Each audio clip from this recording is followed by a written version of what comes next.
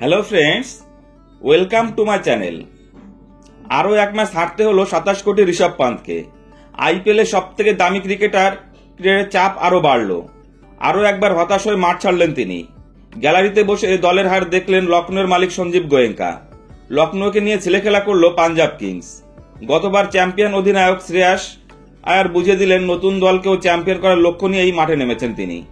চ্যাম্পিয়নের মতনই খেললো পাঞ্জাব। লখনৌকে 8 উইকেটে হারালো পাঞ্জাব। পরপর 2 ম্যাচে জিতল তারা। পাঞ্জাবের ব্যাটিং দেখে বোঝাই গেল না এই পিচে কিছুক্ষণ আগে ব্যাট করেছে লখনৌ। ঘরের দল যেখানে রান করতে সমস্যায় পড়ল, সেখানে ঝড়ের গতিতে রান করলো পাঞ্জাব। প্রভু সিমরন সিং আরও একবার বোঝালেন কেন তাকে ধরে রেখেছে পাঞ্জাব। ওপেন করতে নেমে একার কাঁধে দলের জয় নিশ্চিত করলেন তিনি। বাকি কাজটা করলেন শ্রেয়াস আয়ার ও নেহাল ওয়াদেরা।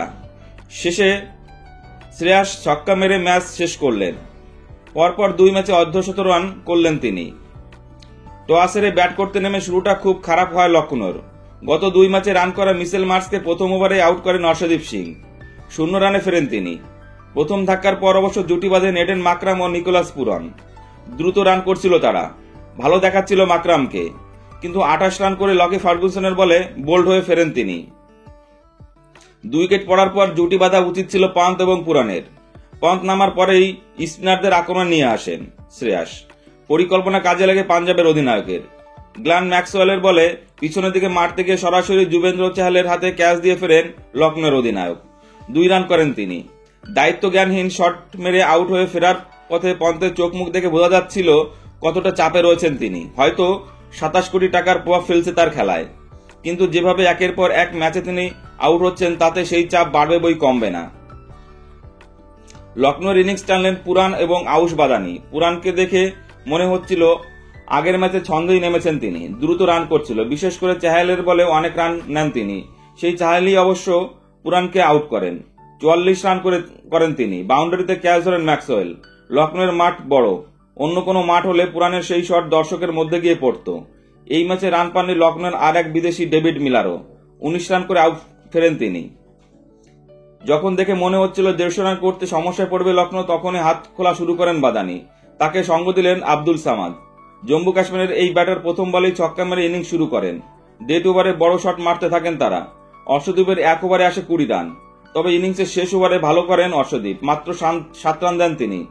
জোড়া উইকেট তুলে নেন, নইলে 180 রানের বেশি হয়ে যেত লখনৌ। শেষ পর্যন্ত 20 ওভারে 7 উইকেট হারিয়ে 171 রান করে লখনৌ। বাদানি 41 রান করে আউট হন। সামাদ 12 বলে 27 রান করেন। লখনৌর ব্যাটিং দেখে মনে হচ্ছিল এই মাঠে রান তাড়া করা সহজ হবে না পাঞ্জাবের পক্ষে, কিন্তু তাকে সহজ করে দিল প্রভু সিমরন। ওপেনার প্রিয়াংশু আর্য অল্প রানে আউট হলেও রান তোলার গতি কমাননি পাঞ্জাবের। বলা ভালো কমতে দেয়নি প্রভু সিমরন। পাওয়ার প্লে কাজে লাগে একের পর এক বড় শট খেলেন তিনি। বিশেষ করে 2 স্পিনার দিগেশ্বর রাঠি ও রবি বিষ্ণুকে নিশানা করেন তিনি। লখনৌ যেখানে পাওয়ার প্লেতে 39 রান করেন, সেখানে পাঞ্জাব করে 62 রান। সেখানেই খেলা লখনৌর হাত থেকে বেরিয়ে গেল। পাওয়ার প্লে শেষ হলে প্রভু সিমরনের শট থামেনি। অর্ধশত রান করেন তিনি। অন্য প্রান্তে ভালো খেলছিল শ্রেয়াসও। শুরু থেকে বড় শট মারছিল, কিন্তু প্রভু সিমরনের ইনিংসের সামনে তার নজরে পড়ছিল না। অবশেষে 34 বলে 69 রান করে আউট হন প্রভু সিমরন। ততক্ষণে 10 ওভারে 110 রান তুলে ফেলেছিল পাঞ্জাব। বাকি রান তুলতে বিশেষ সমস্যা হলো না পাঞ্জাবের। প্রভু সিমরন আউট হওয়ার পর শ্রেয়াসের হাত খোলা শুরু করলেন। তাকে সঙ্গ দিলেন নেহাল। প্রতি ওভারে বড় শট মারছিল পাঞ্জাবের ব্যাটাররা। শিশির পড়ায় বল ধরতেও সমস্যা হচ্ছিল। শ্রেয়াসের ব্যাটিং দেখে বোঝাই যাচ্ছিল নেট রান রেট বাড়িয়ে নেওয়ার চেষ্টা করছে তারা। লখনৌ স্পিনাররা মার খেলেন, তবু তাদের দিয়েই বল করিয়ে গেলেন পান্ত। অধিনায়ক হিসাবে তার পরিকল্পনার অভাবও দেখা গেল। অধিনায়ক পান্তকে টেক্কা দিলেন অধিনায়ক শ্রেয়াস। খেলা শেষ করার তাড়া ছিল পাঞ্জাবের। শ্রেয়াসের পাশাপাশি ভালো খেলেন নেহালও। মুম্বাই থেকে পাঞ্জাবে আসার পর প্রথমবার মাঠে নামলেন তিনি। শেষ পর্যন্ত 22 বল বাকি থাকতে ম্যাচ জিতে দিল পাঞ্জাব। শ্রেয়াস 52 এবং ওয়াদেরা 43 রানে অপরাজিত থাকলেন। বন্ধুরা, শ্রেয়াসের নেতৃত্বে পাঞ্জাব যেভাবে খেলছে, পাঞ্জাব কি পারবে এবার আইপিএল চ্যাম্পিয়ন হতে? প্লিজ কমেন্টস করে জানিও। আর ভিডিওটি ভালো লাগলে অবশ্যই লাইক, কমেন্টস এবং শেয়ার করে দিও বন্ধুরা, এবং চ্যানেল সাবস্ক্রাইব করে দিও। সকলে ভালো থেকো, ধন্যবাদ।